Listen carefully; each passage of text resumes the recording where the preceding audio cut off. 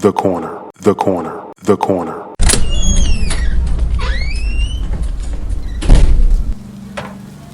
Hey, welcome. Come on into Cousin Ed's Corner. This podcast is where you'll find real, authentic conversation, organic conversation, unscripted, unfiltered conversation, like you're home with your cousin. It's all about life. It's about finance. It's about spirituality. It's about love and everything in between. I'm your host, Cousin Ed. I'm excited to bring you along on this journey. So sit back and listen in as we dive into a wide range of topics. I have some diverse guests coming on with an array of thoughts and opinions. My goal is to create a space all for us to connect and communicate. It's not really about me. It's about the community as a whole. Let's enjoy it. Let's sit back. Let's think about our past. Let's move into our future. It's about The corner, the corner, the corner. So no matter how you cut it or slice it, we're all here together. I'm just here to give you a piece of my heart, my mind, my soul, and my mentals. So sit back, relax, and enjoy another episode of Cousin Ed's Corner. The corner, the corner, the corner. Yes, sir. Yes, ma'am. Yes, ma'am. Yes, sir. What's going on, fam? What's going on, fam? It's your boy, Cousin Ed. This is a bonus show. Might not say bonus. This is an additional show. May still do a wind down Wednesday later. Depends on how I feel. Right now, I am wound up. I'm wound up. And a lot of uncertainty right now in the country. So before I go all into it, I want to say you good morning. It is early morning on November 6th, 2024. So whenever this show, you hear it, it is the day after the election, and these are my raw feelings, and just want to put this out early and document how I was feeling. So it is 5 a.m. I've been up for about an hour now. And I was contemplating on doing the show, or waiting till later and finding out the results and the final results and speaking on that. But I decided to give you my raw thoughts, my raw emotions, and share that with you. So going back to President Obama's election, the excitement that was in the air, and someone recently talked about it, that we were looking for change, and we had a lot of excitement around it. And I stayed up and I waited and went to a party, and it was just something we wanted to get, wanted to happen, right? You felt the excitement behind it. Fast forward, the next election with Hillary and 44. Next election came, and it was extremely, extremely scary, right? That night, didn't go out, nail biter, sat on the edge of the bed, and damn near drove myself crazy, right? In the middle of the bed with my passport, like, this can't happen, this can't happen, this can't happen. And went to sleep and knowing that it didn't look good, right? The next election, they did one term, and then Biden came in. That election was more defense, right? We got to get 44 out. And things don't look good for us in the country, So was on defense. Full court press, right? Full court press. And I believe, 99% right, I stayed up and made sure it was secure. Right? Last night at 7 o'clock, I went on media silence. I didn't want to know about the press. I didn't know about TV news. Even down to social media. I didn't want to touch anything that had media involved with it. I spoke to a friend of mine. They were watching it. When I called them, they paused it. I didn't want to hear anything in the background. Spoke to my son. He said, we got a race going on here. He said, we in the ninth inning. So that's all I knew before waking up. Now, I woke up throughout the night with anticipation or anxiety of what was the outcome. So I gotta be honest, I was anxious. I was heart racing, couldn't sleep, wanted to know the outcome. I forced myself not to touch my phone until I came and sat here with y'all, right?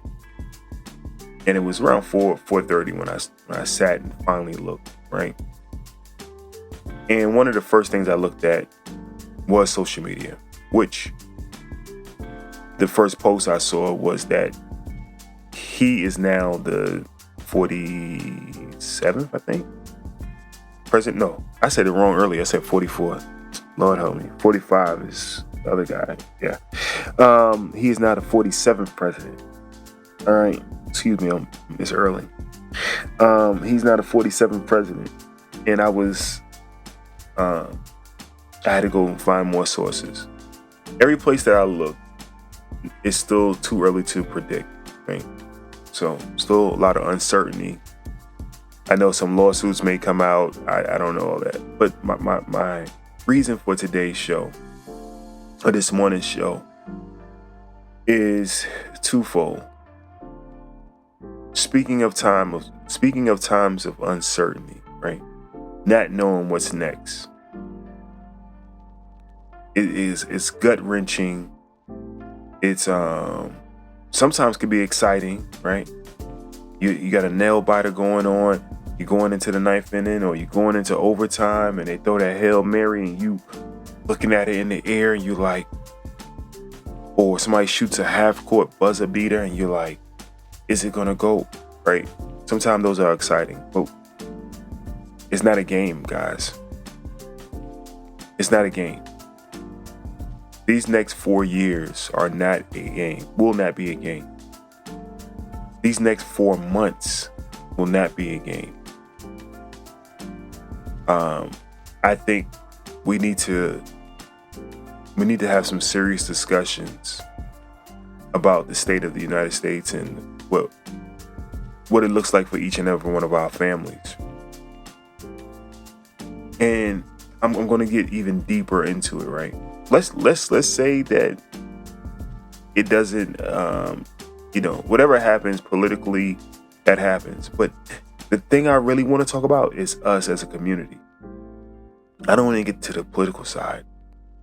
I want to talk about us as a community and how programmed we are. I think that's the biggest thing. When I talk to youth, right? I was in the store last night. I'm doing a show on this Friday. I was in the store last night talking to a young man, and he didn't see a reason why to vote. I saw a video the other day with Cam Newton and Pastor Jamal Bryant, and they talked about the music industry, right? I was with my daughter yesterday, and these are all different ages, right? So Pastor Bryant, 40s, 50s, Cam Newton, 40s, 50s. The young gentleman I talked to was in his 20s. Talked to my daughter yesterday. She's 16, and we talked about voting. This is, we saw all the lines outside and big signs in the morning, everybody going to vote. Talked about voting and trying to make sure she understood the purpose of voting, and talked about her generation, right? Not even hers and her brother generation, or this next generation coming out. And in talking about that generation, I wanted her to hear self-destruction. So we ride in, we have a good time in the morning, and I let her hear self-destruction. And for me, I'm an old hip-hop head, so I had to stop, pause, and let her hear some of the artists on this song. And first asked her, does she think it can happen today, that all artists can come together, put a song together? And her answer was no. I then asked her, we went over it verse by verse and asked her, does she understand what she think about it? And maybe we'll do a different show on that, right? Because I know this one is kind of long for 5 a.m. But I said, do you think it could happen today? She said no. Do you think artists come together? No. What do you think of the verses? She said she get it. She understood, that how can one verse was, I never had to run from a Ku Klux Klan. I shouldn't have to run from a black man, right? We talked about that living in Georgia, how people used to have to run from the Klan, but now you can't go to a club without running from somebody shooting, right? Our community, and people don't like for us to tell our own truths, right? I remember when Bill Cosby went and told his own truths and said, well, how can you say something if you have all these no matter when you tell truths in our community, they don't want to hear it. You should only do it behind closed doors, right? I think many of us need to hear the truths and figure out what's going on before it gets even worse. And I hope it's not too far gone. This is one of the few shows that I've done that I don't know. Y'all gotta help me with the hope. Y'all gotta help me today. Send me some text messages. Send me some DMs with the hope, right? How do we get our hope back up, right? How does Cousin Ed get his hope back up, right? 762-333-2032. That's 762-333-2032. DM me on any social media, Cousin Ed's Corner, right? Email me, info@cousined's corner. But how do we get our hope back up? I mean, how do we get past this? That's Cousin Ed get his hope back up. But how do we get past this? We are so far removed. This is what Pastor Brian and Cam talked about, and many people talk about, from the church, right? So we have no foundation. Okay, you can believe in the church, not believe in the church, but it gave some foundation. We have no foundation. No two households, 3 households, many households have a foundation of what? We watch the same TV shows that we're gonna watch, Real Housewives. I mean, I don't even watch TV, so I can't tell you what the popular show is. So there's no foundation to what each household does, right? You turn around and you say you listen to the radio, you listen to music, TV, whatever it is, whatever we're taking in, right? If you're not part of that positive algorithm, you're gonna be fed all of the foolishness, right? We're more caught up in celebrities, and I feel like my dad, I feel like maybe they were forewarning us what they didn't even really see 20 years from now, right? I feel like my dad, yo, you gotta be careful. You don't play that, and we took it lightly. They were talking about they being, and this is not only them, but I'm talking about the newest person to talk about it, Jamal Bryant and Cam Newton, right? You may not like Pastor Jamal Bryant. You may not like him, right? But just go back and listen to several interviews by a bunch of different radio stations, a bunch of different celebrities or people that's in the industry talk about how the industry programmed us to get away from. Think about Kanye West. He talked about it in Jesus Walks, right? You hear no Christian rap on the radio. There's very few rap songs, but there are a lot of great rap artists that are Christian rap. Call him D. Yo, listen, find this cat on Instagram, on TikTok. Call him D. One of my favorite Christian rap, right? Lecrae. Some people have some mixed feelings about Lecrae, but one of my favorite Christian rap. You can go contemporary and still go back to Kirk Franklin. I can't even tell you the rest of them, but you won't find it on the mainstream media. Why? They not like us as number one still. Not still. I don't listen to radio, but I'm saying beef songs can get you, number one Grammys. Now, I sound very hypocritical. I hear myself talking because I grew up in the 90s and the Biggie and Tupac, and I grew up in that era. I think that era has some grounding, right? We had some grounding from the past generation. We had some foundation, so we could separate some of it, right? We could separate some of it. I think we started being more and more liberal to the media and what they were pushing. And the next generation, we let them cross the boundaries a little more. And then the next generation, we let them cross the boundaries a little more. And it was a spoon of honey and a bag of sugar being fed to us. And now we hooked on it. You know how you give that fiend just a little bit at first? After that, you give them a couple free shots. Then they hook. They always gonna come back. The industry got us hooked right now and feeding us just self-destruction. Just self-destruction. I want you to take some time out today to listen to that song again, Self-Destruction by Public Enemy and several artists. The song came out in 1998. I'm not going to list all the artists, but it really talks about, now I'm reading from Claude AI. I went to Claude AI just to get a synopsis of self-destruction. Violence in the Black community. The song talks about the impact on Black and Black crime. Also, how critical it is for media and to stop police violence. Modern hip hop offers, what's it saying? Sorry, I got three screens up here. Oh, the community responsibility and community uniting. Then it calls for the community to unite and be accountable.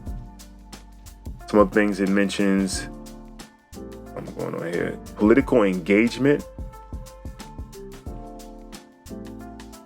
I asked it also to talk about today's society. It says artists like Killer Mike are activists in our political discourse.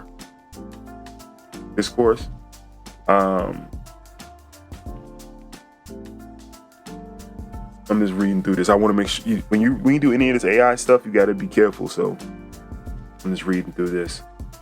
And like I said, this is a raw show. This is truly a raw show it's 5:22 right now. I'm feeling some kind of way this morning. Media representation. How many shows do you have on the air that's positive Black shows, right? It's not on Tubi and not all of us killing each other and cheating, and we got to do better. I really feel like my dad right now. And I argued him up and down that it didn't matter. I was hypocritical. I mean, I was so wrong in not seeing, and it possibly what he saw in the change. I thought that we can hold on to the tide. I thought, surf the wave and, be okay. I thought our generation was okay, but we pushed the envelope. And I think this election right here shows it. The crime in our community shows it. Our economic standing shows it. And I'm worried. I don't know. I'm worried. So let's have this open dialogue for the next couple of shows, next couple of months, next year, maybe the next 4 years. Let's have this open dialogue, how we could change things in our community. This show, Cousin Ed's Corner, is dedicated to changing our community. It's dedicated to making us better. First of all, I got to start with myself. Got to start with my household. Got to start with my kids. Got to start with my family around me, my friends, and but that's part of this show.